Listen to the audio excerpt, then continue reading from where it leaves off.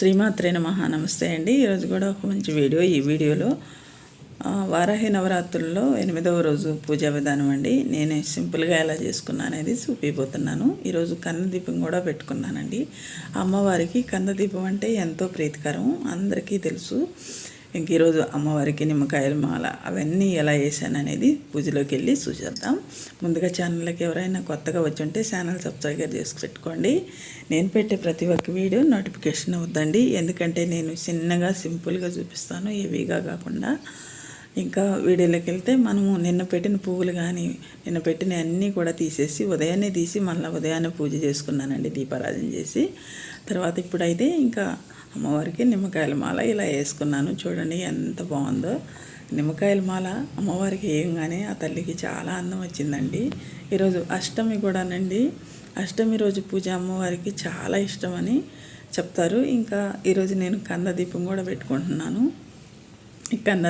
కంద దీపం కూడా కంద తెచ్చుకొని గడ్డ ఇలా తయారు చేసుకోవాలండి. ఇది మామూలుగా రౌండ్గా ఉంటుంది కొని ఇప్పుడు ఈ కంద దీపారాధన కూడా చేసుకుంటున్నాను. కంద దీపం అంటే వారాహి అమ్మవారికి చాలా ఇష్టం అని చెప్తారు. ఆ తల్లి చాలా అనుగ్రహిస్తుంది అంటారు ఈ కంద దీపానికి.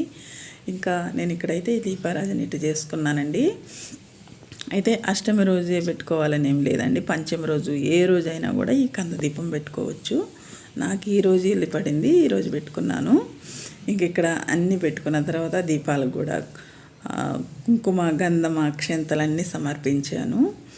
తర్వాత అన్నీ సమర్పించిన తర్వాత ఇప్పుడు మనం ఆదిదేవుడైన వినాయకుడికి పూజ చేసుకోవాలి. వినాయకుడి పూజ రోజు చూపిస్తున్నాను కదండి.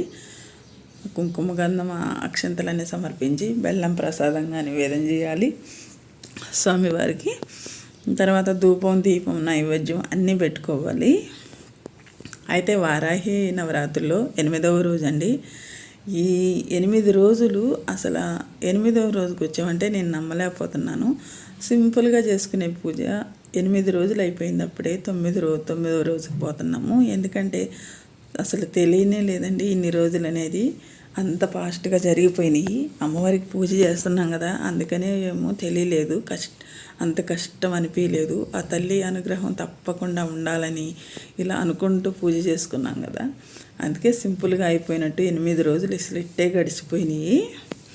ఈరోజైతే అమ్మవారు మల్లెపూల మాల, ఇంకా నిమ్మకాయల మాలలో చాలా బాగున్నారండి. చూడండి మా ఇంట్లో మా అమ్మవారు ఎంత బాగున్నారో, చక్కగా ఉన్నారు కదా. నాకు భలే ఇష్టం వేసిందండి.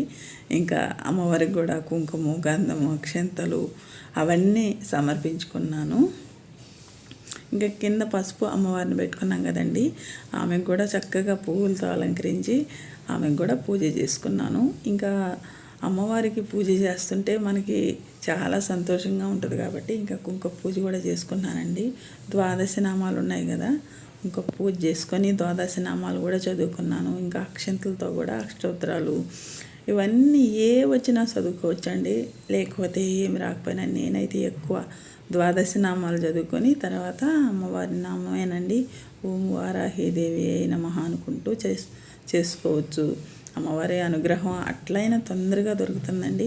ఇంక ఈరోజు అమ్మవారికి నేను పానకం, ఇంకా అన్నం వండి నిండుకుండా అన్నము అమ్మవారికి బెల్లం పెట్టి ప్రసాదంగా నివేదన చేశానండి. ఇంకా పళ్ళు కూడా పెట్టాను ఈరోజు, మామిడి పళ్ళు. ఇంకా ఇక్కడైతే హారతి ఇచ్చుకుంటున్నాను. హారతి ఇచ్చుకొని అమ్మవారికి కూడా హారతి ఇచ్చి మనం కూడా హారతి తీసుకొని 8 రోజులు పూజ ఎంత బాగా జరిగిందని ఆ తల్లిని కోరుకోవాలి. ఇంకొక రోజు ఉందండి, ఆ రోజు కూడా ఎంతో బాగా వైభవంగా జరగాలని మనస్ఫూర్తిగా అమ్మవారిని అడిగి అమ్మవారిని కోరుకోవాలి. ఇంకా ఇక్కడ అక్షంతలు తీసుకొని అమ్మవారి పాదాల ముందేసి నమస్కారం చేసుకోవాలి. నాకైతే చాలా బాగా అనిపించిందండి 8 రోజులు. మీకందరికీ కూడా పూజ చేసుకుంటే ఏమనిపించింది, ఎలా అనిపించిందో కామెంట్ సెక్షన్లో షేర్ చేసుకోండి. ఇదేనండి నా పూజా విధానం, ఇదేనండి నా వీడియో. ఓకే.